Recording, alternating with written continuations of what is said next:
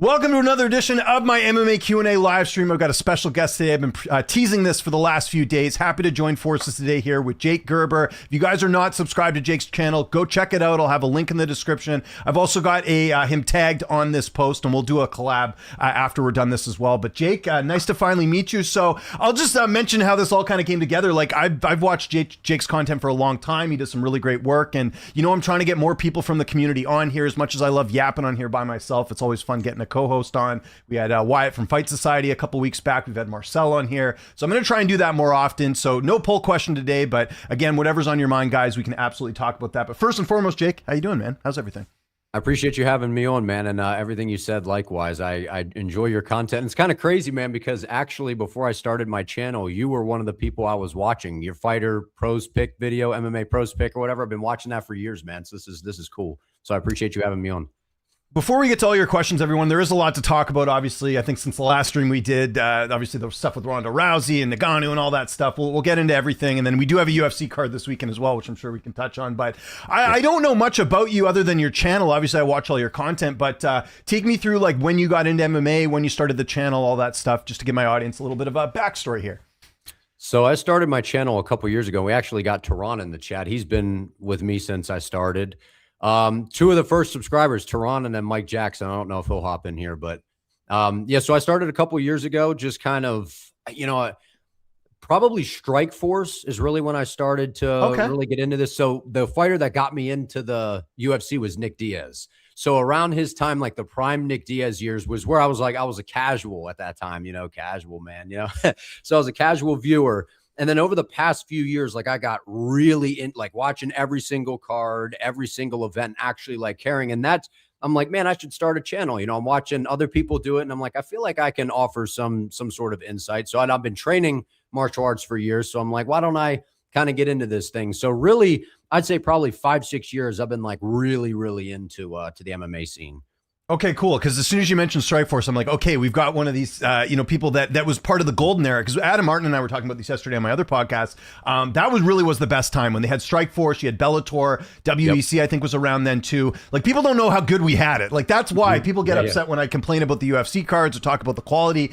I mean, there was so much quality back then when Strikeforce was on Showtime. You had the big cards. You had guys like you mentioned Nick Diaz. I mean, there was Cormier, Luke Rockhold. Like Woodley was being built up there too. They had so many fighters that eventually came over to the UFC and had a lot of success. So it really was sort of the golden era back then, which is great too. Do you remember the first video you ever did on your channel, kind of going back a little bit, or some of the earlier content you did? Because I know for me, it was like an interview that I put on this channel, and that was where I kind of started things. So there was a guy that, through a friend, I found out about this boxer named John Gotti III, and his grandfather's the OG, like the mobster, John Gotti. And so I think that might have been the first video that I did. Was he was scheduled to box Floyd Mayweather, and it came out of nowhere. And I was like, what? This dude's boxing Floyd. And so I just kind of, I don't know, I like shared my screen or did something. I didn't really know what I was doing then, but that was, I think, my first like video on the channel, if I remember right. Okay. Yeah, no, I remember him. I think he fought for CES, which is a promotion I've done a bunch of interviews for over the years. So that's interesting. Okay, my last thing, and then we'll get to your questions, everyone. Again, you guys are driving the show, not us. But you mentioned training in martial arts. Have you done any competitions? Is there any plans to compete at all? Like what's sort of your background on that? I'm always curious about that. So I've competed in boxing and kickboxing, and now I've kind of just been getting really into the YouTube thing. So in terms of competition, I never say no, man. I train not as much as I did before. I was training like every single day. Now, like I do some sort of working out every single day. But in terms of martial arts, hey, man, I'm always welcome to a competition, and then we can always ramp it up and compete, man. We might have to do like a YouTube boxing match or something. I'd love to do Misfits. I would love to do Misfits. I was just going to say, maybe Misfits will give you a call and they can figure it out there. But that's awesome, man. No, I got a lot of respect. And I said this to Wyatt too when he was on here. People that train, I don't train, but I mean, obviously I do try and keep in shape. I played hockey growing up. It was a little bit different than martial arts, but mad respect, man. Cause I think a lot of people, if they train, they have a different outlook on the sport, especially when it comes to how they speak about fighters, I think is a great way to kind of put that. So anyways, 100%. let's get to your questions, everyone. Again, we're doing the collab stream here today. We got our guy John in the chat. What's up, John? You guys both make exceptional content. Not going to read that whole username, but thank you very much for the nice compliment there. Bolts peak too early. Jacob, you got to relax about the Lightning. They're going to be okay. I know they're on a bit of a, we talk a little hockey in here too. They'll be all right. The Tampa Bay, I was just talking, if you missed my hockey show yesterday, Jacob, with Avery, we were talking about the Lightning. They'll be fine. Trust me, the East is wide open this year. We got your guy Torin in here. What's up, Torin? Nice to meet you.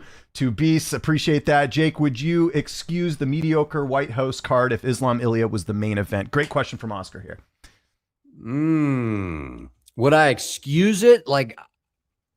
I don't know, man. I think that the UFC, which I think we're going to get into at some point, I have a pretty good idea of what I think the fights were that fell out. But it would have definitely, I would have been a lot more excited about it. And I think that the noise and a lot of the backlash that they're receiving, if you book that as the main event and then you got Poatan versus Gane as the co-main, I think a lot of people shut up and were like, whoa, this is a mega fight here. But I feel like it was very underwhelming with the announcement of Topuria versus Gaethje, in my opinion.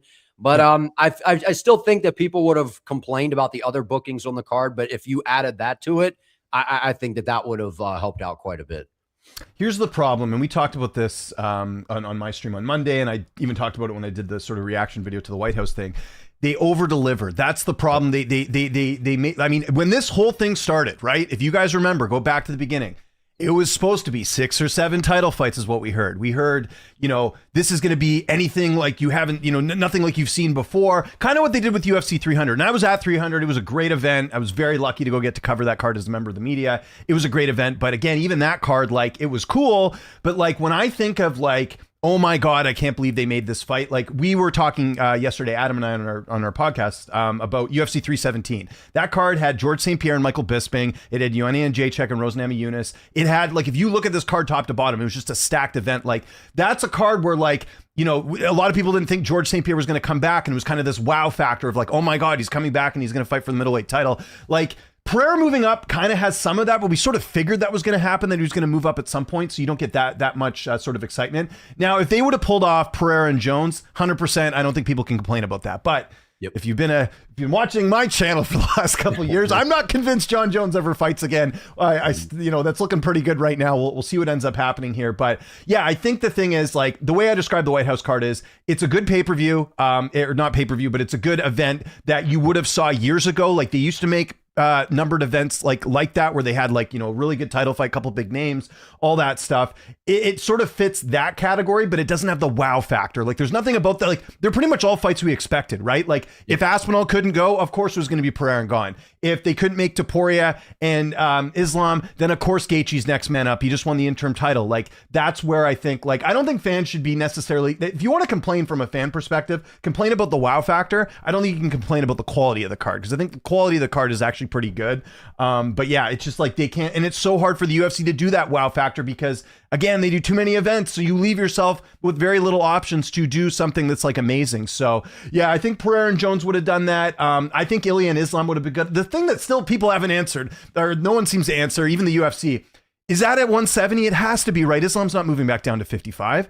And if so, that kind of breaks the mold of the, I'll get your point in here in a sec, but it kind of breaks the mold of the UFC, letting a guy just move up and then move up again. You just don't see that happen too often, but go ahead. Yeah, it would be at 170 pounds, I would imagine, 100%. Belt on the line. We've already kind of heard, I know people were speculating out there, maybe they do, 160, 165 pound weight class. Dana and the UFC have been pretty adamant that they're not doing that.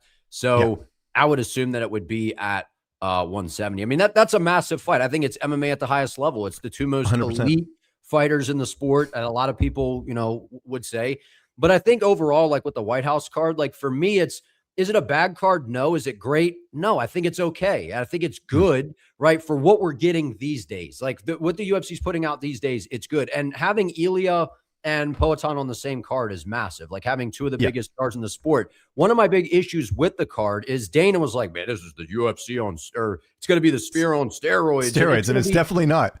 And it comes off as super, underwhelming with what they put out. And then also, if you look at a lot of the matchups, they feel like that you already know the outcome for a lot of them. Yeah. The only one that you can really sit there and go, man, is Gane and Pereira, which I still think Peloton wins. But you look at Lopez versus Garcia, and then outside of that, it's like you kind of already feel like you know the outcome to a lot of the fights. I mean, maybe we get a big upset, but that's how it feels to me. It's just kind of like matchups that it's just like nobody asked for these, man.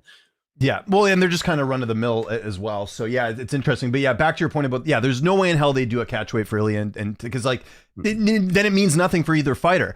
Right. I'll say this, and you'll probably agree with me because I know you're a big fan of Islam, Chimaev, all those guys. Like I think that would have been a terrible mistake for Ilya Topuria to take that fight at 170 because he's already small for like 55, and then just assuming that power is going to translate. The best chance for Ilya to beat Islam would be at 55 because Islam has to cut so much weight. He goes up to 170. I mean, yeah, he's got the death touch. Don't get me wrong. Guy knocked out Max Holloway, Volkanovski. Like, he can do it. But I just think, like, Islam's going to be so much bigger and stronger in that weight class. Like, we have to remember that Topuria at one point fought at 135, people. This is a guy that, again, is not very big. He's got, again, very skilled. Not denying that. But there is a size and strength difference when you're moving up yet another weight class. The exception to the rule is Pereira. Obviously, that guy can, I don't know how he ever made 185, but yeah, that's a little bit different. Okay, let's keep it going here. This is a new face to me, but he already earned my stripes. Mentioning Strikeforce, Lorenz was one of my favorite. Lorenz Larkin, yeah, that's right. So there we go. Shout out to our guy, Locker Room here. What's up, some guy? What are both your thoughts on Evoyev Murphy, Aljo Zalal, and Emmett Vallejos? I'll let you go first. What are your thoughts on those fights?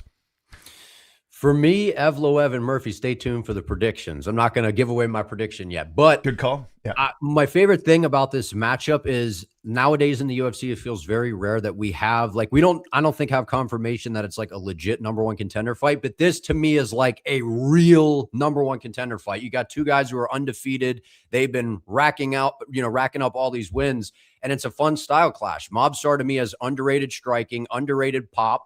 He's good. I mean, he's a well-rounded fighter, and I don't know that he necessarily gets the credit he deserved for being as good as he is on the feet. And then he's going in here against a guy in Lerone Murphy who we've seen some holes in his grappling, but I think it's better than what people think. And on the feet, he's a very good striker. So I think it's a fun stylistic matchup to where I would hope the winner of this fights Alexander Volkanovski next, and we get a fresh matchup in there for Volk. That'd be a ton of fun.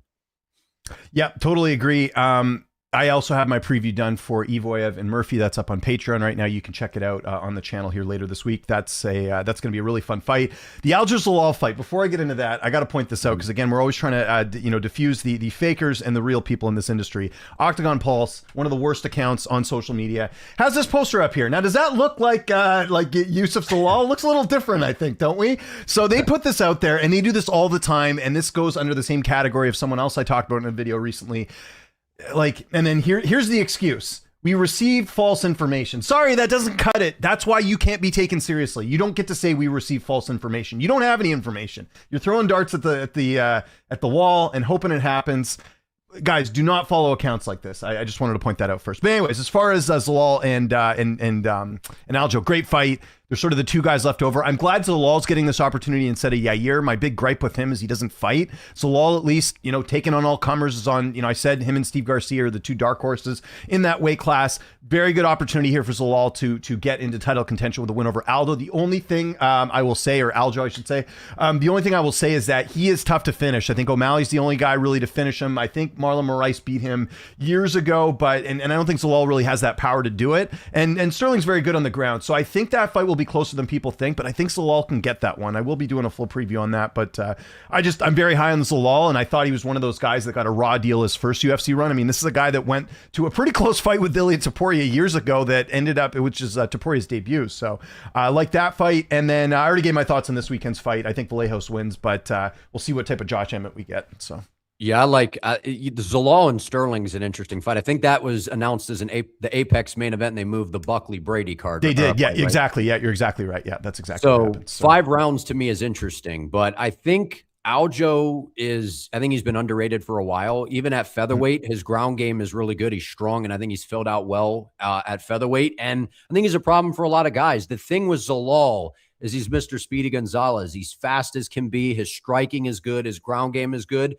I would still favor the wrestling of Sterling, but I feel like the speed of Zalal and the footwork is going to be a little bit of a problem for Aljo. So my early lean, I would say, would be Zalal getting that one done by a decision, sticking and moving, and being that fast fighter that he is. And then for Emmett Vallejos, I picked Kevin to get it done, man. Vallejos, I think he's one of the best prospects in the sport. His boxing is good, picks his shots well. He's well-rounded. I like everything about him. And I just think Emmett's great, man. He's a ton of fun. He's always in a fun fight, but I feel like he's just going to be a step behind. And I feel like it's more so, Emmett's getting up there and Vallejos is, he's on the rise, man. He's dangerous. Speaking of getting up there, one more thing I wanted to mention. Aljamain Sterling's going to be 37 this year. We forget how old he's getting. And then also, just fought Ortega, lost to Evoyev in a fight that was fairly close, but just, not that active. Just fought, twice in 2024, just once last year. Did the wrestling match with Benson Henderson, a couple weeks ago. So that's something else we can kind of consider.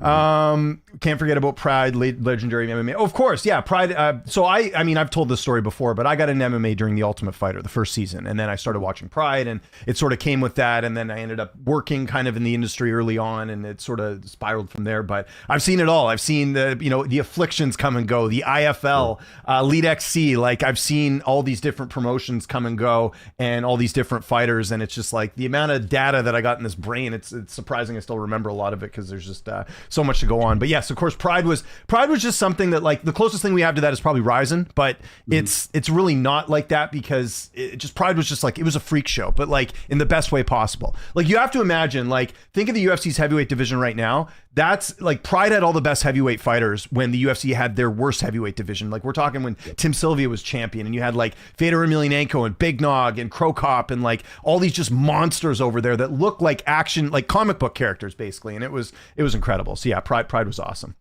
Let's see what we got here. You still got any clue what happened to Homa Fight's Instagram? Is it still down? I didn't even check. I'll ask Jake later today what happened. I hope that they didn't get like banned or anything. Let me just look right now. Is it still there?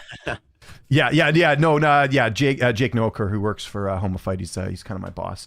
UFC's been falling off since 300. I mean, the issue with the UFC is that, like, I mean, they sort of go in these like kind of ebbs and flows. Like, there's some cards that are really good. Like 327 looks like a good card. We were just talking about that yesterday. But I mean, how many of those do you get throughout the year? You get maybe 3 at best, really good cards. I think International Fight Week, I probably do a video on this later, but Ariel kind of mentioning about things are looking good for Conor to come back, which I know people are sick and tired of talking about. If Marcel, if you're watching, I can already tell you're foaming at the mouth, me talking about Conor again. But like, if that ends up happening, that will add some eyeballs and become a bigger event right after the White House. Because that was one of my concerns too, is that you stack the White House card, what's International Fight Week going to look like? That's usually one of their bigger events. So we'll see what happens there. But I don't know about them. It's just been different since 300. Hate when casuals glaze Dana, because I don't think they know any better. Like, we talk about this all the time, Jake. It's like, I get people on here that are, you could do a better job than Dana White, if that's what you're saying. It's like, no, I just remember a time when it was better, and I want to go back to that. Is that too much to ask?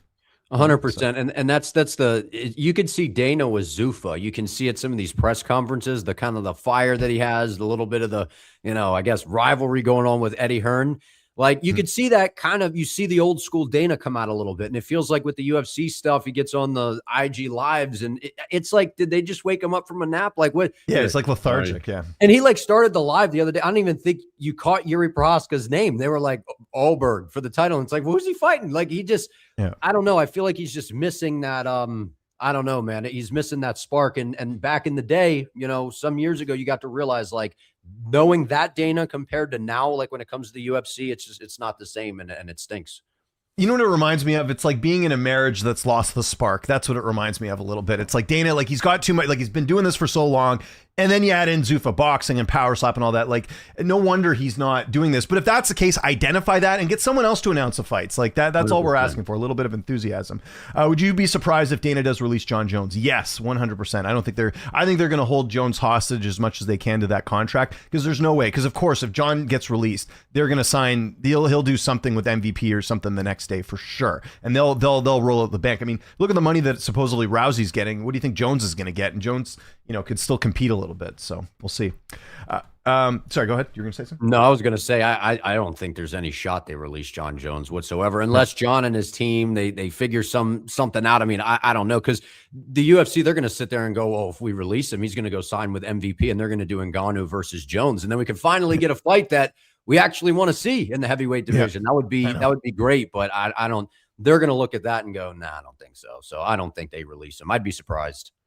Do you guys think Eddie Hearn can gather enough fighters to form some type of fighter union and organize to help raise fighter pay? No, not happening. Listen, I've been around the block, I don't know how many times when it comes to covering MMA. There will never be a union. Fighters are too scared. The UFC machine's too big.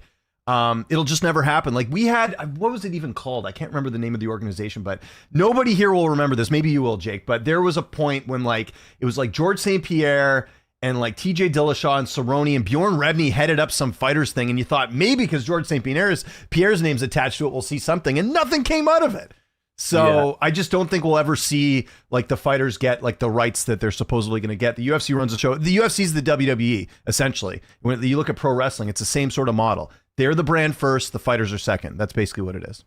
I mean, I would love for the fighters. I've been saying that for a while. I think they're underpaid, man. Like without. I get it. And people are like, well, and that's kind of almost what the UFC does in a way. Like, well, we're the brand, so we're giving you the opportunity. And they kind of just are like, well, we have the brand. But at the end of the day, it takes two to tango. The fighters, I mean, without the fighters, what's the sport? You know what I'm saying? So I would love something like that. But at the end of the day, now the UFC is so big. It's like, it's tough, man. But of course, I think Eddie Hearn, I said this, I made a video on it. I think Eddie Hearn, you know, he's not afraid. And he's a guy that I think is going to be a little bit of a thorn in the side. But at the end of the day, the UFC does what they do, and they love strong arming people. So I don't know. We'll see. But that'd be cool. But I don't know. I also never get the argument with people being like, you know, because whenever you bring up fighter pay, you get the people that will side with the UFC and be like, well, I work 60 hours a week. What are these guys complaining about? It's like, okay, well, I think just at the baseline, we can all agree fighters should not have to have other jobs. If they're in the UFC, that should not be a thing. If you're the premier organization, it's like NFL players working as like welders in the offseason. That just doesn't happen because they get paid well. Now, a lot of this is relative to viewership. Again, it's a little bit different than the team sports because like, obviously there's that viewership angle. Like, you know, certain fights are going to view better than others. And there is that entertainment side. So it does get a little bit murky that way. But the thing that annoys me is that, like, do you not realize if fighters got paid more, we would get better fights because fighters aren't having to fight injured. Like, I always go back to that fight with Aljamain Sterling and TJ Dillashaw. Dillashaw knew he'd probably never get a title shot again. He was injured going into the fight. We didn't get a fight. He was injured the second the bell rang, and they basically robbed Aldo of that fight. And that could have been Aldo and Aljamain Sterling, and that would have been an amazing fight. But no, they gave it to Dillashaw. It was a joke of a fight. It counts as a TKO win on Sterling's resume, but really that wasn't even a fight. But that's a result of, I think, fighters knowing that they got to get paid. If they had a better pay structure, then you're not having fighters going into fights compromised. And we just want to see fighters compete better. It's not like people think it's like anti-UFC. It's like, no. We just want fighters to like perform better and not have to like worry about stuff. And then there's also the argument about, oh, fighters would sit on the sidelines and stuff. They're already doing that now. So why don't we switch it up? Because there's some fighters like, you know, that I've talked to, like, who did I talk to yesterday? Julian Erosa. He hasn't fought since May of last year. He doesn't know why. You know, like, it's just sometimes there's no explanation, and he's an exciting fighter too. So, well, when you look at the fighters like nowadays, I mean, you look at the NFL, all these different professional sports leagues, and the amount of money that those guys are making. The UFC is looked at as like the NFL, the NBA of fighting, of MMA. Exactly. Yeah. And by the way, all the celebrities, all the pro athletes, guess where they're going on Saturday nights? A lot of the time, they're showing up to watch the UFC fights. So you're telling me that the UFC fighters are the ones entertaining all these celebrities and people. So why aren't they making a boatload of money? And I get, well, the brand, and I understand that. And the guys that are the big names at the top of the sport, they're making a bunch of money. But when you look at the average fighter, like, what are they getting, man? Like, and everyone is contributing. And people are like, well, they opened up, you know, the card on Paramount on a fight night. Like, whoa, who cares about them? That was a slot that the UFC had to fill. They added a fight to a card. Like, to me, they're important as well, man. Like, it does bother me. It's something that's bothered me, you know, for a while. And I do think in this new Paramount era that we're in, a lot of it is kind of slow rolling these stars. Like, people are like, well, Khamzat's not being active, and this guy and that guy. I don't know that these big names are going to be as active as they used to be, because the UFC, they make more money when they're like, well, why can't we just have a fight night with someone who doesn't cost nearly as much? It's almost like becoming that corporate game of trying to put out the product, but not having to spend so much. That's well, Contender Series kind of ruined that too, because here's what they do. They sign 4 Contender Series fighters and they cut Jairzinho Rozenstruik. You know what I mean? Because it costs the same amount. Meanwhile, like the heavyweight division's a mess. Like, the big issue we're having right now is they're cutting heavyweights, but they're not replacing them. right? Like it's so you're kind of, this is sort of the result of that for sure. I actually enjoyed Ronda and Francis clowning Dana White at the UFC press conference. So I don't mind them speaking out on that stuff because I think a lot of what they were saying was true, minus the fact that Valentina Shevchenko, as far as I know, does not have an OnlyFans. So I don't know what Ronda was talking about there, but in general, yeah, the fighter pay and all that stuff. But it kind of came a little bit across to me like the kind of the jealous ex-girlfriend a little bit in that whole thing. Like, I don't have a problem with them speaking out, but let's focus on the fight itself and not, because that's PFL. That was PFL's big problem. They kept mentioning the UFC every chance they got. Like, we have the real heavyweight champion, Francis Ngannou, and all this stuff. It's like, you don't need to like reference the UFC all the time. Like, we want to see something different. That's how you break through. It's not always talking about the UFC. So I kind of felt like we got a little bit of that in that presser, but I thought overall, I was entertained and people were into it as well. I think, I like that with MVP that there's like another player in town. Now, how many cards are they going to put together and stuff that I don't know. And that'll be kind of exciting to see, but it's cool that there's maybe another, a team out there that's going to be able to, bring things together and bringing in Ngannou and Rousey. And the thing with Ronda as well, she's from that OG era of fighters. I call the OG fighters. Like, they know how to get attention. So I'm not saying it was great. I'm not saying it was bad. Like, she was kind of just voicing her opinions. Ronda's always been like that. And I understand that they were talking about the UFC, and it felt like that was a majority of the press conference. It got headlines. It got headlines. No, I didn't like the stray, getting thrown. Like, what did Shevchenko do? Like, throwing the shot at Shevchenko, I thought was wild. But I mean, Ronda Rousey, she's been around for a while, but I do think, I think that the fight that they might have been wanting was probably Rousey and Carano, and who knows what's going on, man. But it seemed like Ronda, she was kind of giving her thoughts on everything, and that's kind of how she's always been, and it just doesn't hold back whatsoever. But one of our favorites here in the chat, Dana Blanco. Jake, could you clarify for us and James's audience your opinion of Francis? Do you feel like he was in it for the money all along and used fighter rights as an excuse to look goof while leaving? I don't know, look good while leaving. I think that's a spelling mistake. What are your thoughts on Francis? So my thoughts on Francis is I think a lot of people paint him out to be some sort of bad guy when I don't think he is. I think that people are so quick to side with the UFC a lot of the time and hear what Dana and everybody's saying. But I believe that, there's Dana's story, there's Francis's story, and then maybe there's the truth somewhere in there. But I think at the end of the day, these guys are all prize fighters. And you should be doing what's best for you as a fighter. You got to take care of your family. You got to be thinking about long-term, man. And if you can get paid, why not get paid? And if people want to sit here and crap on Francis, which I don't get it. People go, Francis fumbled the bag. What did he fumble? This dude's had a boxing match with Tyson Fury, a boxing match with Joshua. He's gotten paid, man. Like he has really helped himself out. And I think a lot of it with Francis is he wanted to move on and do bigger things.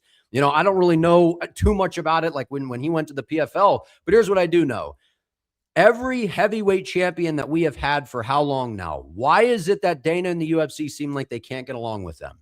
Jones, Aspinall, Stipe, Francis. It just seems like there's a bit of a pattern here to me. So for me, I always take everything I hear with a grain of salt, but I like Francis. I think he's a fantastic fighter. I think he's fun. And I think that he's one of the greatest heavyweights that the UFC has ever had. And I never wanted him to leave, but given all the rumblings that we were hearing, I figured he was going to move on, do bigger things, and really look to kind of, pave his own way in a sense. So I think Francis, people that are like he fumbled, I don't think he fumbled anything, man. And it's a shame that the UFC couldn't figure it out with Francis because, again, he didn't want to be bullied. Francis is one of those guys, and that's what I think some of from Dana's coming from is they're not happy that Francis moved on and kind of figured out the system a little bit, at least in my opinion. So again, I don't know all the weeds on it, but from my eyes, I like Francis Ngannou a lot, man. I always have.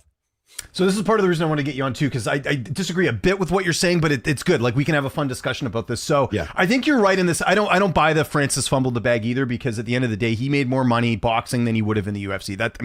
Like, find me where Francis was going to make as much if he would have stuck around. You could say, oh, well, he might have got more fights in the UFC and it would have added up to that. Yeah, but then, okay, again, if your boss is going to come to you and say, hey, we're going to give you less work to do and we're going to pay you more, you're going to do that. I mean, he sort of bet on himself to get that, so he got that.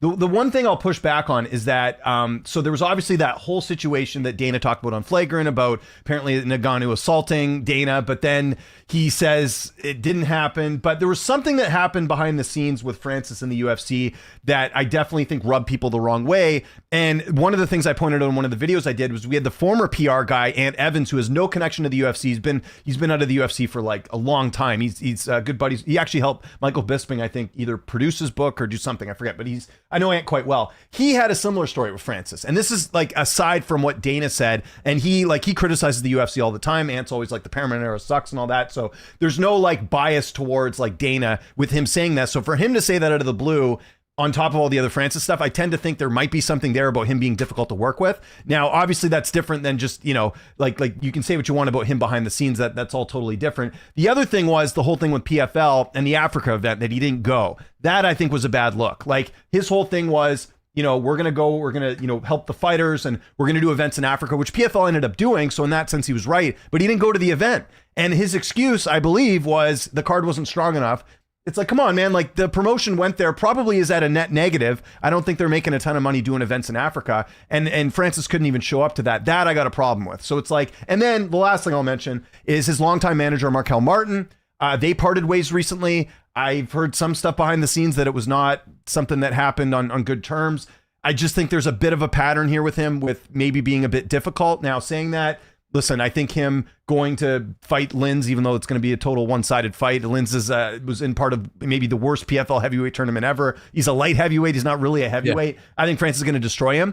But and all the power to him for getting the money. But I just think that, like, I do think there is something to Francis maybe not being this great guy in the UFC, kind of being fed up with that. But saying that, I don't blame a fighter for trying to make more money. Right. So I think we kind of agree and disagree on this. My thing with it as well is I don't really know anybody personally in the MMA world. So I just look at a lot of the things that I'm seeing. Yeah. You're coming from a different perspective than I am. Yeah, for sure. Yeah. So for me, my whole thing with Francis is I understand what a lot of people are saying. And the PFL thing, I don't know what I thought I saw a picture somewhere online that he was there. I don't know. So I'll have to. I think he was at one of the events, but then the other one he didn't go to. It was the whole issue. So that's where, again, I'm kind of noticing a pattern here where it's like, come on, man, PFL did you a solid by doing these events in Africa and you're not even going to show up. So that's where it kind of. Yeah. The one thing is, like, I don't know Francis personally, and I don't know what's going on behind the scenes, just from an eye sitting back. I also think that there is part of it of Francis doesn't get bullied around either. And a lot of in the industry, there's a lot of bullying that goes around behind the scenes, in my opinion, from whether it's managers, whether it's whoever. And I think Francis is the kind of guy where if you're like, hey, man, we're going to try to kind of weasel something here, Francis just goes, what? We not do that. Like Francis, I feel like is one of those guys. It's like, hey, man, like you're not going to, shyster me here, so to speak. And I feel like, if you stand up for yourself and you're kind of one of those guys that looks out for yourself in a way. I don't know. I'm just, No, for sure. This is why I wanted you on too, because we have different perspectives on stuff. And I have some insight that maybe you don't have, but it's fine. Like this is why we want to discuss this, because there's the average fan out there might have a totally different view than the both of us on this entire situation. There's people that say horrific stuff about Francis that I have to I'm like, where did this come from? Like you'd think he robbed your house or something. It's crazy. I just haven't seen proof of anything like with that said. Yeah. So the other thing I'll just quickly mention is that interview you did with Ariel where they talked about the assault. I didn't like his answer on that either, where he's like, oh, what, you're just going to believe these rumors? It's like, no, dude, just say you didn't do it. That's it. That's all you had to say. All he had to do was come out and say, no, I didn't assault Dana White. But he did this weird thing where he was like a play on words. It's like, I don't read the rumors and stuff. It's like, just say, no, you didn't do it. It's a very simple answer. So I just think little things like that would have probably helped his case. But anyways, let's move on. The 6 or 7 title fight promise came directly from Trump. He said that. I feel like Anik, though, said something about this too, about how they were going to really stack that. Anyways, either way, let's say Trump, I'm sure Trump did say that. Could they not just come out and say, no, we're not going to do 6 or 7 title fights? I know that's not a good promoter speak, but at least people wouldn't be so let down like they were on this weekend. Here's Dana giving you some props. He says, mad respect for calling out Merab during his fight with Umar for acting like a big baby. I subscribed to your channel following that video. So there you go. Dana's a subscriber. So I appreciate that's awesome. Ilya's manager said both him and Islam agreed to fight, but they asked for money akin to what Conor Benn got. I doubt they asked for money that Conor Benn got. That was what, 15 million that he got? I don't think it would have been that high. I think, yeah. I'm sure that, what is more likely what happened? If I had to just take a guess, again, I was not in the negotiating room. I don't know what happened. I bet the UFC gave them their normal pay and they're like, whoa. This is a big fight for both of us. Give us a little bit more. I don't think they asked for Conor Benn money.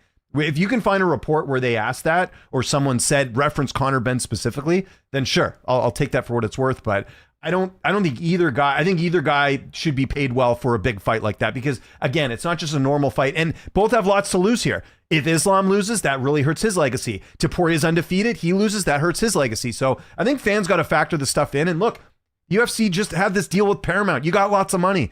Fork it out. Let's get the fights the fans want, right? Again, Topuria and Islam is a much better fight than Justin Gaethje and Islam, or Justin Gaethje and Topuria. And that's nothing against Justin Gaethje. It's just like, come on, like we want to see the best fight the best. Same thing with Arman. He should be in this title picture and he's not because of politics or whatever. What I like about, you know, these kind of super fights in a way is I don't know that the UFC, I tweeted something out about this recently. I don't know that they're willing to pay up and pay these guys to make these big fights happen because they're like, well, who cares? I mean, we can just book you against someone else, whatever. But people are like, oh, well, Topuria priced himself out or Islam's going to price himself out. I see it as the opportunity where the fighters actually have something that maybe the fans / the UFC could want. There's a massive fight here. You guys want us to fight? Well, pay us more money. You know, like you're paying me whatever it is to fight Gaethje. No, that's not the same if I'm going to fight Islam. And for Islam, fighting Ian Gary, that ain't the same as fighting Ilya. We're talking two of the best fighters in the sport. And I see it as the fighters have an opportunity to work together to kind of make more money them, you know, for themselves, which I think is a unique opportunity. But again, I'm not sure where the UFC's at with paying up these days, you know? Yeah, we'll have to see. If Strickland Khamzat is next. By the way, this is something you and I do agree on. We do want to see that fight next because it's just the build. Like my big argument is, did Strickland deserve another title shot? No, even though that performance was great. Like there is a world where you could make that argument, but it's just like we don't have grudge matches like ever. And like this is like they generally hate each other. They've trained together. Like there's so much here. There's so much meat on the bone that we never get in fights that people are interested in. And like. Yeah, it's just, to me, it's a no-brainer. And if we're going with this Paramount era where a Diego Lopez can get an automatic rematch with Volkanovski, then why the hell can't they put this fight together? But I am hearing behind the scenes that is what they are working on, so that's good. I feel bad for Imavov, but yeah. I was going to say, I feel bad for Nasruddin Imavov because he's been rattling off all these wins and he absolutely has earned a title opportunity. But at the end of the day, it's one of those things where I don't think Strickland versus Khamzat is just like, oh, it's a big fight, a title fight. I honestly think with the buildup, the number, you know, when I say what I'm about to say, it's the buildup, the press conference, the interviews, the social media.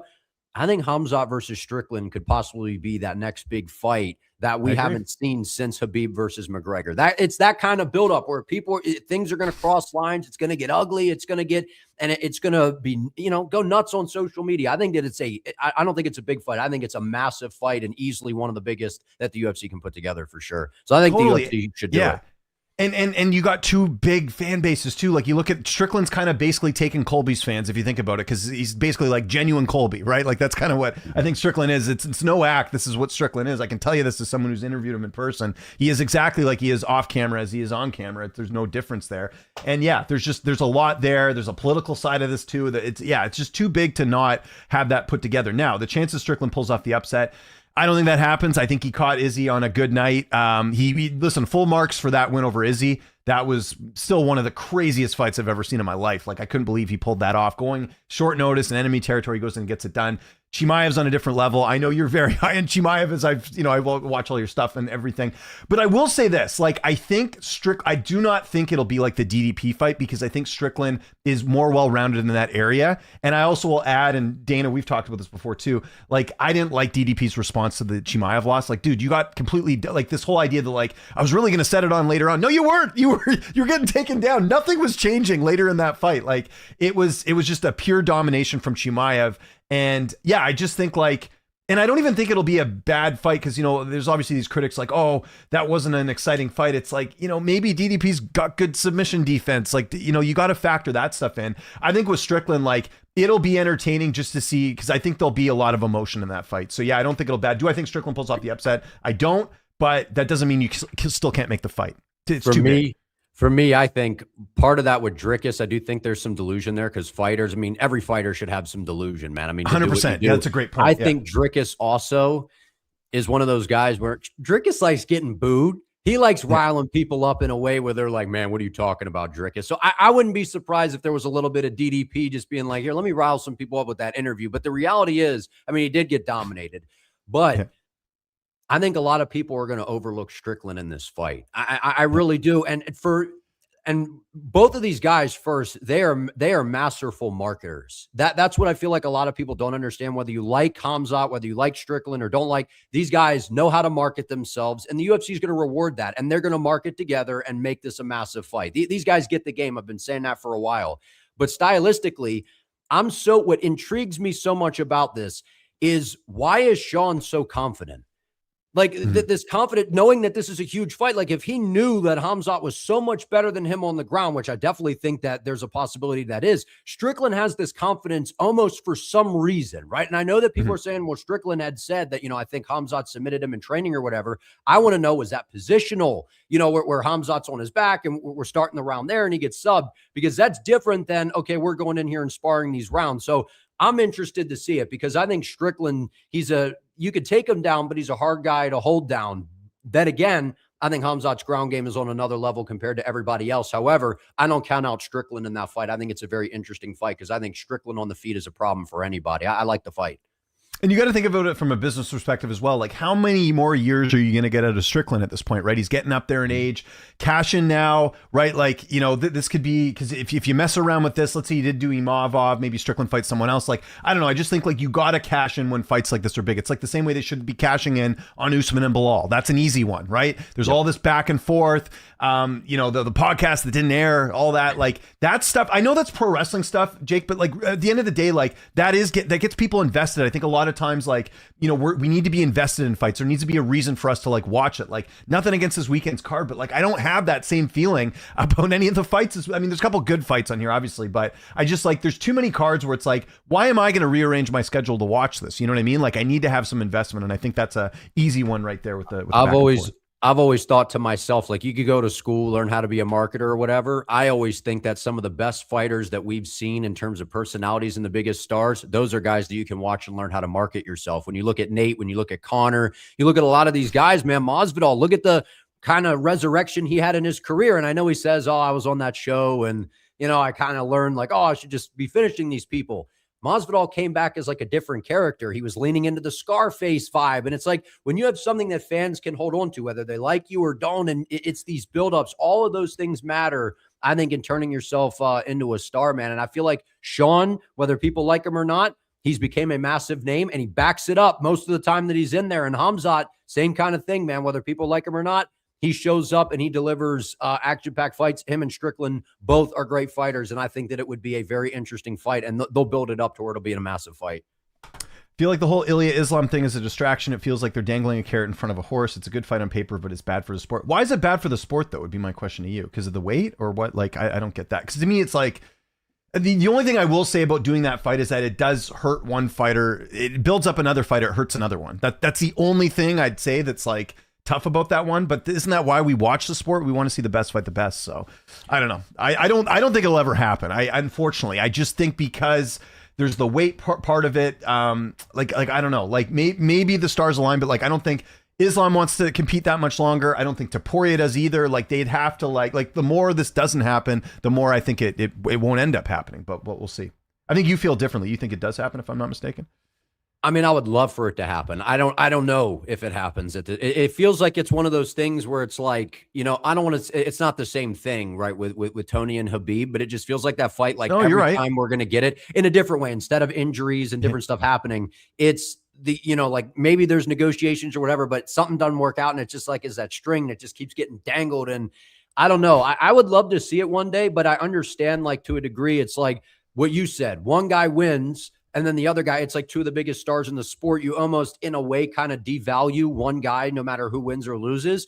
But I feel like a lot of it, too, is the narratives coming in. Like if Islam wins, a lot of people will say, oh, well, he just beat up a smaller guy. And then if Ilya beats him, then people will clown Islam and be like, well, you lost to the smaller guy. And it's just one of those things where there's going to be all these narratives and excuses surrounding it. But at the end of the day, man, I think it's MMA at the highest level. And I think it's a very interesting stylistic matchup. And it's two of my favorite fighters to watch. So I of course, would love to see this someday.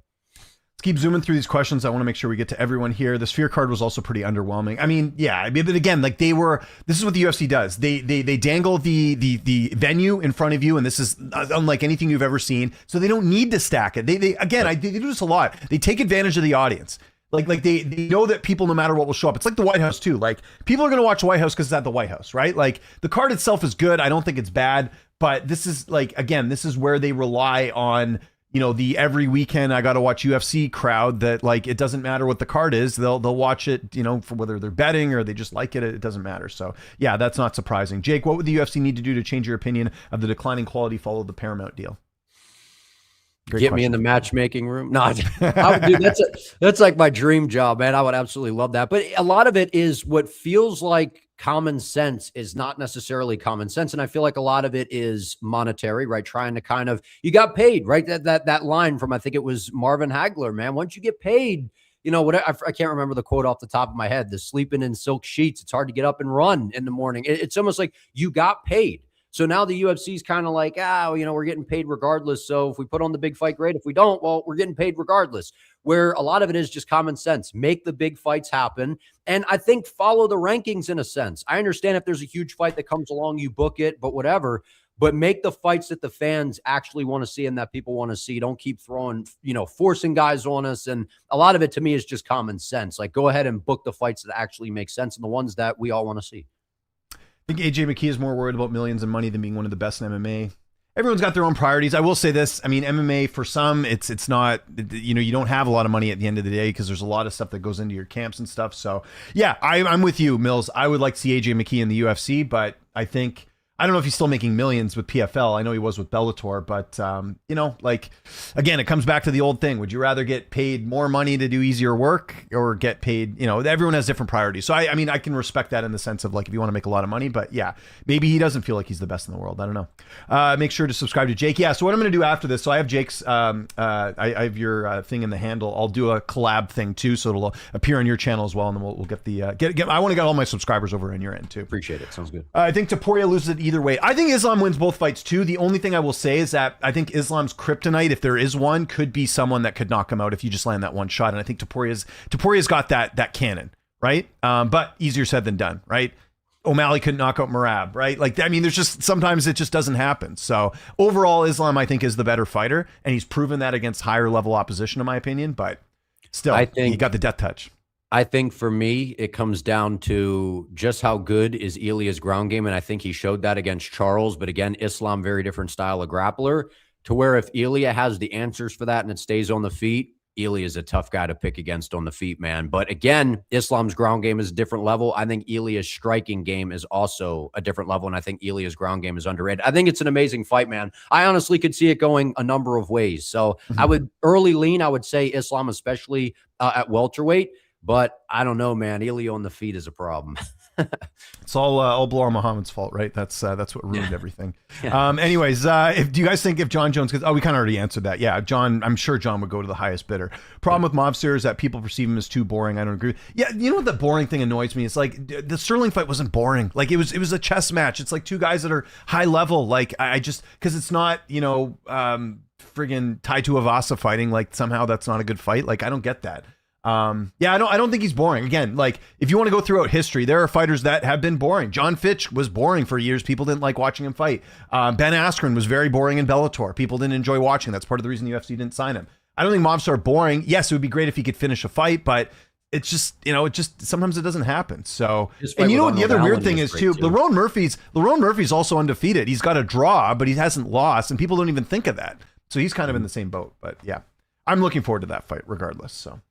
Coming up next Saturday. Do you believe the UFC will kill the BMF gimmick? Maybe they'll start doing headliners without fake belt. I mean, you know, they could have done that fight last week without a belt and it would have made a difference to me. It's still a good fight. I don't know. I wouldn't put it past the UFC to just keep the BMF belt because they need something to get fans invested. And I honestly think the average fan doesn't give a shit about the BMF belt. I don't think that way, but I think the BMF belt, it was, I still like it. I think you know, it's cool. It was a great idea, but now it's kind of like, okay, now what are we doing with it? Because when I hear, like, if someone just said Charles and Max are fighting in a 5-rounder to headline a main event, and it's like, oh, this is a title eliminator. I look at that fight that happened and I'm like, wow, that was unbelievably dominant from Charles. Like that was super impressive, to where it's still impressive. But when the BMF belt is on the line, it's almost like there's this expectation that we're going to see guys go in there and it's going to be this crazy back and forth, you know, slugfest type of thing, to where I feel like that kind of messed with it a little bit. But I mean, it was dominant from Charles, man. But I just don't know. I feel like the BMF, it may go away kind of after all that, because I don't really know what you do with it moving forward. What's the problem with Yair? No idea. He just doesn't fight that much. He's had a lot of injuries. There's been a lot of politics there. Any truth to the rumors of Khamzat Strickland for 328? I know that fight's being worked on. I just don't know which card. 328 would make sense, but I don't know. I don't have an answer to that. And also, so 328 is when? It's May. It's May 9th. May 9th. Is that cutting it? When's Ramadan over? That's another thing. You got to look at that, right? So Ramadan ends towards the end of the month. Towards the ends of this month. Okay, yeah. So, okay, I guess that's enough time. We'll have to see. Speaking of Strikeforce, my favorite fighter is Marius Saromskis. It's Jamie Rand and Nick Diaz and Male Cyborg. Yeah, he was great. I watched him in Dream too. He was a good fighter. I think he fought in Bellator too, if I'm not mistaken. Dana bringing out the old names here. Do we think Emmett gets finished though, going 5 rounds with Emmett? So here's the thing. Like, this is one of those fights where, like, on paper, yes, Kevin should win, but like he hasn't. I know he got the win over Chikaze in his last fight. I worry about the opposition. This is almost like Anthony Hernandez all over again, where it's like, yeah, he's looking good, but like, is Emmett too much of a step up? Because the thing with Emmett is, like, he's had a weird career in a way. Like, yes, he got finished by Zalal in his last fight. There was a submission win. Yair submitted him as well. Topuria couldn't finish him though. Like, it's just weird. This the way you'd think of like of all people that he's fought, that Topuria would be the one to finish him, and he didn't. So that's always weird to me. And I know that was a couple years back, but I don't know. I will agree. I think the odds are a bit off, but it's just like you're almost guessing as to like where Emmett is in his career to some degree, right? Like, I think because the big thing is the age. Like, if Emmett was like 10 years younger and he was like the old Emmett, this fight's probably a pick'em. Or if anything, Emmett's probably the favorite just based off who he's beat. But now you're like betting on the decline. It's like Izzy and Pfeiffer coming up here too. Same sort of thing. It's like, how much of a decline is Izzy on? Right. So I don't know. Yeah.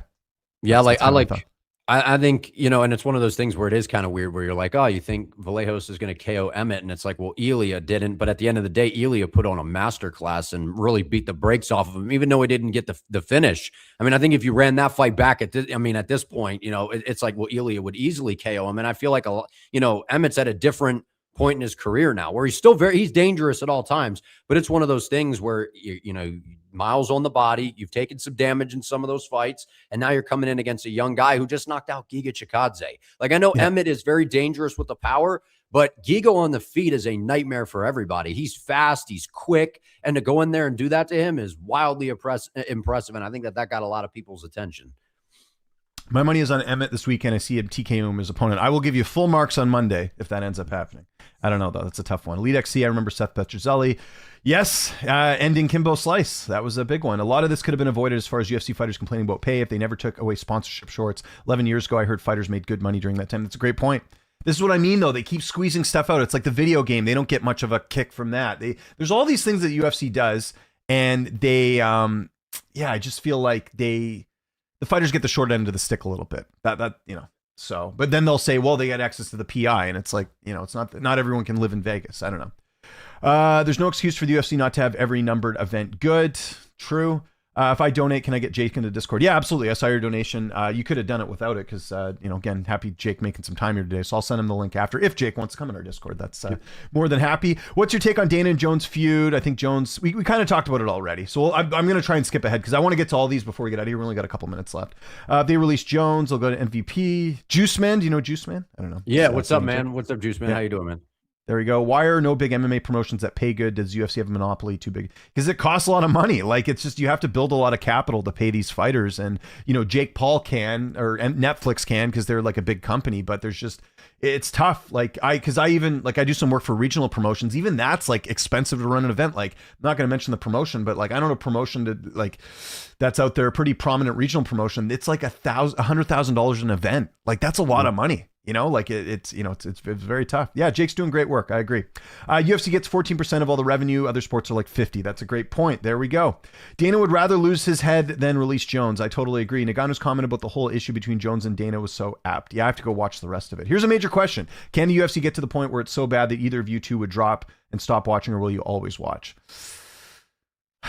I don't know. Yeah, I probably always watch, but you know what? I've always said this for me personally, and Jake, it's different because I've been in this industry for a while. I think when I stop not enjoying doing what I'm doing, that's when I'll walk away. And I haven't gotten to that point. And you know what still keeps me going? It's the interviews. It's talking to like the up and coming fighters. Like, I still enjoy that a lot. I love doing the regional MMA stuff. Like, all that keeps me in this game. And I think until I lose it, like until I get to the point where like, I don't have interest, then I think it'll get to that point. But I don't know about what about you? I mean, you haven't been in it as long, but I'm sure you're even like kind of like, what the hell are we watching sometimes? Yeah, I haven't been in it for too long. I mean, I'll always love the fight game and always love fights. Now, at the extent of like, if the UFC gets so bad to a point where they're just kind of neglecting everything, I mean, I would I don't know, man. Like because it's heading down a route that I don't particularly like. So I mean, I don't know. I love the fight game. I'll always enjoy it. So I'm not sure, man. But I enjoy making content and interacting with people, and I think the MMA community is special. So. Totally agree. All this could have been avoided if UFC brings back sponsorships. Yeah, well, I don't think they ever will because they want it. I think the whole idea they took away the sponsorships is to make it look, because like they want to make it look like professional, like the same way that you don't really see a lot of sponsorships with like team sports really. I know some of them have like logos, but you go look over in like Europe, like in hockey especially, if you go look in like Russia, KHL, they have like sponsors all over their jerseys and stuff. It's totally different. Valentina does have an OnlyFans who doesn't post content. That's what I figured. Yeah, I can't see Valentina doing that. If MVP had gotten Jalton Almeida and they did Ngannou Almeida, that would be sick. Well, I mean, it would be a better fight for sure, but Almeida wasn't exactly winning people over with his style, especially towards the end there. Although saying that, they shouldn't have released him. I mean, again, Tai Tuivasa is still on the roster as far as I know, and he's, and Almeida isn't. There's a problem with that. Big problem. Yeah, we'll get Jake in the Discord for sure. Valentina's response to Ronda was brutal. I agree. I'm just going to go through these questions, and if there's ones we can answer together, we'll do it. I think the law of diminishing is catching up with the UFC. It will only take a while for MVP to catch up. I don't think they'll ever catch up. I think the UFC's got such a big head start with the fact that they were, they're the premier brand. It's like saying, like, I think another tissue brand will beat Kleenex. It's just not going to happen. I think there'll be another. They've been saying this with wrestling, right? Like WCW, they got close. They were rivaling WWF back in the day, back when I used to watch it, and nothing's come close since then. So it's the same sort of thing. Francis did the right thing in my opinion. Get the bag. I agree. Well said, Jake. Fighters should look out for themselves when it comes to pay. Get the bag. If I fought MMA, I would not sign with the UFC simply because they don't pay their fighters jack shit. I mean, some of them get paid. It's just what you use it with. But you also have to remember, like, not everyone's going to go to MVP and get the big paycheck. It's like you have to bring value at the same time. So you couldn't have said it better, Jake. There's a repeated ego patterns between heavyweight champions in the UFC. I agree. I don't know what that is. I don't know if it's like all the other fighters, they're, I don't know. And then the heavyweight walks around and they're like the baddest man on the planet. And it's like the UFC's like, man, no, you might be bad, but we're the UFC. I don't know what it is, but I find that weird that every heavyweight champion, it feels like there's been some sort of, now I know John has been, historically a guy that we've heard is rather difficult to work with, but Aspinall seems like a great guy. He seems like a pretty reasonable dude. And the way that's all went down is wild to me. Stipe, same thing. And then we saw what happened with Ngannou, and it just seems like it's some sort of like a pattern to me. I find it weird. Yeah. Totally agree. People forget another reason Francis left because UFC contracts are too restrictive, which we've seen they really are restrictive and predatory. Yes and no. I mean, I'll give the UFC marks for at least letting like Armin go to RAF and doing jiu-jitsu and stuff. But yeah, like some of it is restrictive as far as like the certain things you're allowed to do. Got a bunch here from Gabriel. We'll kind of rapid fire these. Do you think the UFC will release John? No. I noticed you only become the bad guy to Dana when you stand up to him. Correct. Does Conor ever fight again? I don't believe so. I mean, it's looking better than it has in the past. I'll say that, but at the point of triggering Marcel, I'm not going to say he's coming back. Does Colby just stick with RAF? Yes, but like this, and then I saw the interview he did with Bond where he's like, I was bummed I wasn't doing the White House. Here's the thing, guys. You have to remember, if Colby was serious about being on the White House card, if he was serious about competing in the UFC again, he would be doing media like he used to do, and he's not doing that. And it's not just me. Like I haven't interviewed Colby in a couple of years. Like again, when I've tried to reach out, nothing back. He's not even doing interviews with Submission Radio regularly either. If he was serious about coming back, he's doing the proper media tours. He'll get asked about the UFC and he'll say something like, I want to fight Patty, which is just ridiculous. But I don't think he wants to come back, guys. Like, what more do you need? His last fight was December of 2024. That's the last time he fought. I have not heard anything credible about him coming back. I had his fans telling me, oh no, the plan all along was for him to fight on the White House. He wasn't even a thought on this White House card at all, other than Bo Nickel wanted to fight him. And again, and then Colby says he was never offered it. I believe that he wasn't offered it because I just don't think. You guys also have to remember that they gave Colby a huge lifeline when he fought Leon Edwards in front of Trump, and they put on one of the worst title fights in welterweight history. There's no chance they're dying to see Colby fight again. His stock's done. It's not what it used to be. So that's kind of where we're at right now. What's next for Bilal? Hopefully Usman, but who knows? You think Medic Leon makes sense, and who wins that? I mean, Medic's hitting knocking everyone out right now, so possibly. What do you think of that matchup, Jake? I think he would be catching Leon at the right time. But again, a lot of people I feel like would write Leon off in that fight. And I think that we've seen, with Medic, if you can take him down, if you can make it survive the early storm where he gets a little bit more fatigued, and he's a guy that's very hittable. So Leon typically is not the most hittable guy. I mean, Prates is just a monster. So I wouldn't count out Leon in that fight, but kind of hard to go against Euros right now. Does Ilya Islam happen this year? No, No. I don't think so. I have a feeling Usman will fight Islam next. I don't, because I think they would have booked it by now. Now, granted, Islam's injured, but yeah, I don't know what's going on there, but I don't think it happens. I'm fine with them not doing 6 or 7 title fights. Even someone promised that if they did that many title, yeah, it would never work. If they did 6 or 7 title fights, enjoy UFC Apex headlined by, like, I don't even want to mention any names here, but you know what I mean? It'd be like a really bad card there. All the belts would be on the line. I agree. Just pointing out it came from Trump. I don't think Dana ever said it. Yeah, but Dana, okay, but hold on. Dana's not off the hook, though. Dana did say this card's going to be whatever. I don't know the exact quote, but it was something along the lines of like, this is going to be UFC 300 on steroids. And it's not. If anything, 300 was better because it had more fights and all those fights could have been main events. So there we go. How many more fights for Chito Vera before he gets released? I mean, he's got to win. I mean, do they throw him a bone as next fight, or are they going to continue to build up other guys off of him? I think he's got maybe 1 or 2 more fights, I think. Because you can only be entertaining for so long. Yeah, he is name value. I agree. I agree. Yeah, happy to get Jake on here. We'll definitely do this again, by the way, guys. As we're kind of wrapping things up here. Like I said, a lot of respect for Jake and the work he does. When I said Ilya Islam was as bad for the sport, I meant it complicates things for 155, 170. Does Ilya vacate? Does this fight happen to 50? That's a great point. Okay, gotcha. Yeah, that makes sense. Okay, I see what you mean. Yeah, it does hold things up for sure. All good. Is it true Buckley Brady is being moved to 328? It's moved to some card. I can't remember which one though. What's up, Izzy? LA is super expensive. Ken wanting to play. Yeah, LA is expensive. Mobstar is entertaining all of his fights are entertaining. I mean, if you want to say some of his fights aren't great, that's fine, but like, I don't think he's the most boring fighter out there.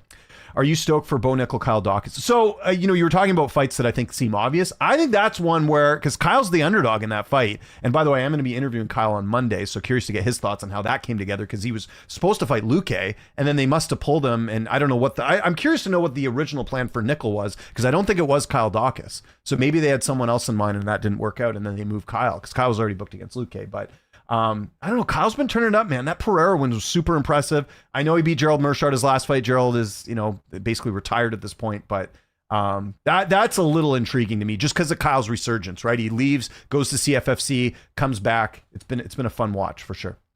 So, few days, people still hating on Charles Oliveira. Yeah, it's because of the BMF thing. I don't think, again, was that the most entertaining fight ever? No, but can we just admit that Max Holloway has great submission defense? If Max was most fighters in that division that didn't have great submission defense, like Gamrot as an example, that fight's over and no one's complaining. But it's because Max is so good. So it's like, it takes 2 to tango, What do you think was the original main event for the White House? It was clearly Islam, but Ilya's manager said he didn't accept the Islam fight. I don't know. I still don't. I don't think it was Jones, though. I know Jones did the... Yeah, anyways, go ahead. No, I was going to say, I think that they were looking to, because Dana to me was so confident about all of it. And I feel like a lot of it was whatever he said. I don't remember if he said 300 on steroids or severe on steroids, whatever he said. But I think he was so confident because he thought they were going to do Jones Pineda and then they were going to do Islam Ilya. And that would have blown everybody away. Yeah. Is Jake a retro gamer? I'm a lot older than Jake, so probably not. But do you play any video games? I play Madden. Oh, nice. Okay, good. Yeah. There we go. Okay, that's good. Gaethje Pimblett was the real BMF fight. Well, Max and Charles. Is Patty a BMF though? I don't know.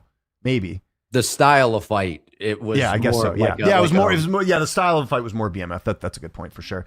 Khamzat is already in training camp, so I assume it's May. Yeah, that's true. Good point. There's no need to retire the BMF belt. Oliveira has more finishes than pillow hands. Oh, you're gonna call Max pillow hands? Come on, man.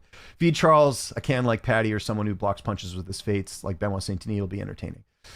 I just don't. I mean, I don't know how you feel about it. I just don't. I've never. I cared about the BMF belt when it was Masvidal Diaz, and I thought that was a good like one-off thing to do. When they brought it back for Gaethje and Holloway, like I understand it, but I don't think they needed to do it, and it didn't really like. It was just a great fight on its own. It didn't need a title or anything, in my opinion. So, yeah, I think that they brought it back. It was like wasn't it Gaethje Poirier for their rematch? And then they did get, and then Gaethje defended against Hall, and it just kind of lost the same with Masvidal and Diaz. I would have kind of been like, I mean, I like what it stands for and like the concept of it, but really Masvidal and Diaz, that's kind of maybe where it should have just been like, all right, we can move on from it. I hope this weekend's main event isn't a boring fight where both guys just respect you. No, they won't. There's a lot on the line for both guys. I don't think it'll be boring. Can't wait to see Jake in the Avengers Doomsday. I know. He's looking good. Khamzat, Colby, and RAF. Khamzat wins all day. I mean, he's just so much stronger than Colby, right? Like, again, Colby, I know there's talk about him going to 85, but he's also not that big at welterweight either. So I think Khamzat would probably go. I've heard from some birdies that Khamzat when he trains, he's trained with some high level grapplers, especially in that last camp. And there were people that were seeing. Remember Sam Darnold say, "I'm seeing ghosts." There were people seeing ghosts when they saw what Khamzat was doing to high level grapplers. Man, like Khamzat is not just a straight wrestler, but if you've ever seen those rolls where he's rolling with Luke Rockhold, who's a really good jiu-jitsu player, like Khamzat's a very good grappler, man. And I know that that's straight wrestling, but in straight wrestling, I mean, he would bulldoze Colby. That's not even close, in my opinion. Don't retire, but make it move up, fight a Carlos or some shit. Make it any weight class can compete. Sure, maybe they need to do that, but I don't know. I'm just one of those people. I just want to see good fights. The title, unless it's like the undisputed title, it doesn't really mean much to me. Glad you did the collab. Yes, of course. Followed him since he had less than 1K. Yeah, he's been blowing up. It's been awesome to see. Appreciate it, man. The UFC doesn't feel like it used to. Now everything feels too exaggerated and kind of like WWE. A little bit. Some of the matchmaking, I would agree with that for sure. Mokaev just squashed his beef with Bryce. What was Mokaev's beef with Bryce Mitchell? I don't remember that. What did they disagree on?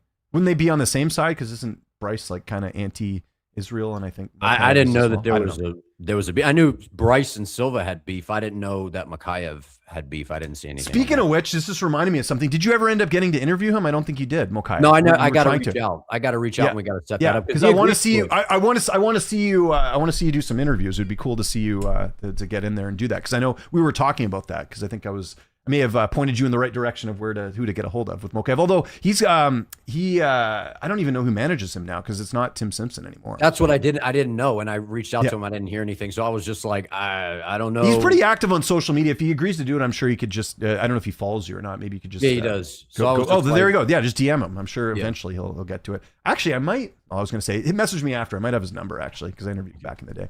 They put Ty back in the rankings. Terrible. Have a great day, you as well. Khamzat Ragdoll Sean. It's hilarious that people think Fluffy is some high-level wrestling. His best win is Allen, and he barely got the win. Yeah, but you got to remember that during that Allen fight, again, context is important, guys.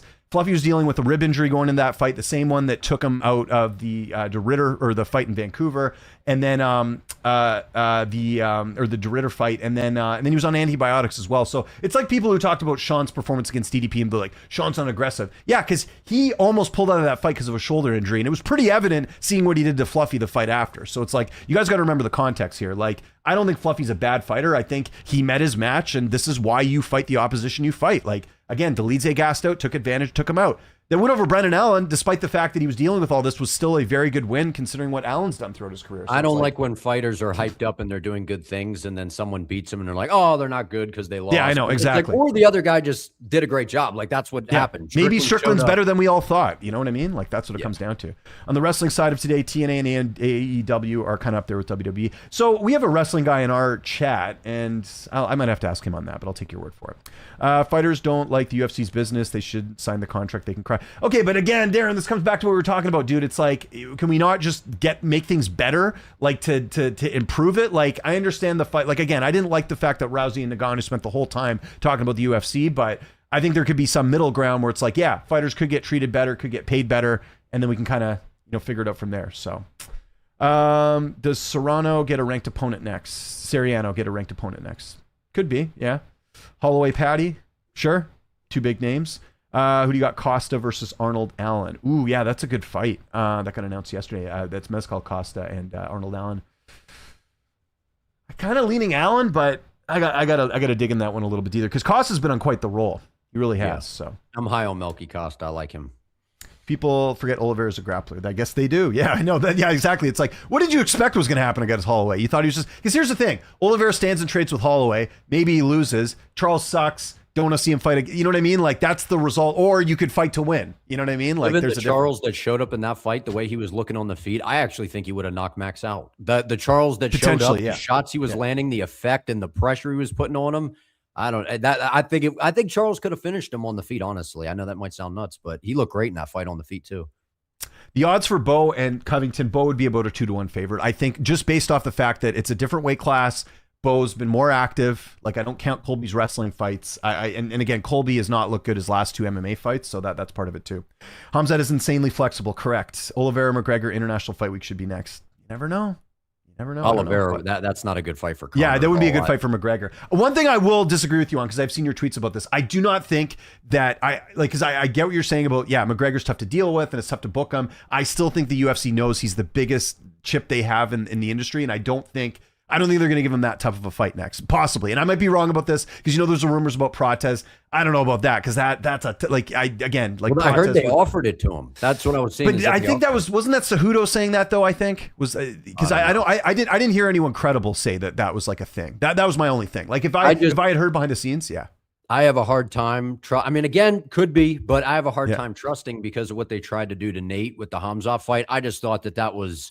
That was crazy to me. It's like the guys that have literally helped put the sport on the map and they're like, only got a fight or two left. And then Conor's been vocal about going to BKFC. And we've seen when fighters try to go, and they're a big name, it's almost like they try to devalue you. I don't know. But that's all true. I totally agree with all that. And you're right. They did like Nate. By the way, I got to show you this video. There was a guy that bet 15 grand on Nate Diaz to beat Chimaev. I got to send that to you. You get a kick out of this. I swear to God. And the video's still public right now. He goes to the betting window and he's got 15 grand to bet on Nate Diaz. And I'm like, dude, there's no way Nate Diaz is beating Chimaev.